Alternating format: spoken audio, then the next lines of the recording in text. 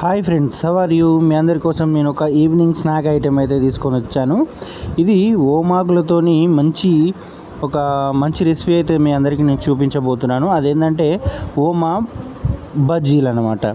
ఇవి చూడడానికి మన ఆలు బజ్జీలాగే ఉంటాయి, కానీ టేస్ట్ అయితే మామూలుగా ఉండదు, నెక్స్ట్ లెవెల్లో ఉంటాయి. చేయడానికి పట్టిన టైం పట్టదు, ఓడగొట్టడానికి అంత బాగుంటాయి. ప్రిపరేషన్ ఎలా అంటే, ఇందాక మన ఆకులను తెంపుకున్నాం కదా, అవి తెంపుకున్న ఆకుల్ని ఒక బ్యాటర్ తయారు చేసుకోవాలి. అది శనగపిండి, అందులో ఒక ఎగ్ వేసి ఉప్పు కారం మసాలా మన టేస్ట్కి తగ్గట్టుగా అన్నిటినీ వేసుకొని మంచిగా బీట్ చేసుకోవాలి. బీట్ చేసుకుంటే ఆ కన్సిస్టెన్సీ ఎలా ఉండాలి అంటే మనకు ఆకు పట్టుకునే విధంగా ఉండాలి. ఇప్పుడు ఒకసారి నేను చూపిస్తా చూడండి. ఈ విధంగా జారుడు విధంగా ఉండాలి, ఆకుకు పట్టుకొని ఉండాలి.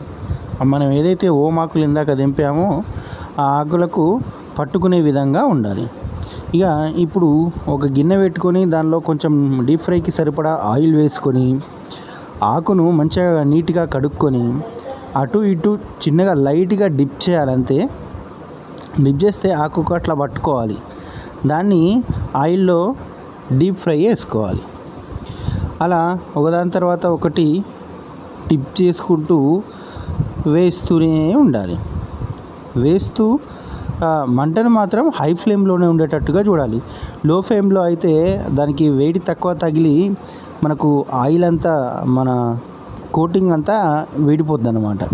అవి ఫైనల్ అవుట్పుట్ అయితే ఈ విధంగా మన బోండా బజ్జీల్లాగా ఉబ్బి చూడ్డానికి బాగా కనబడతాయి.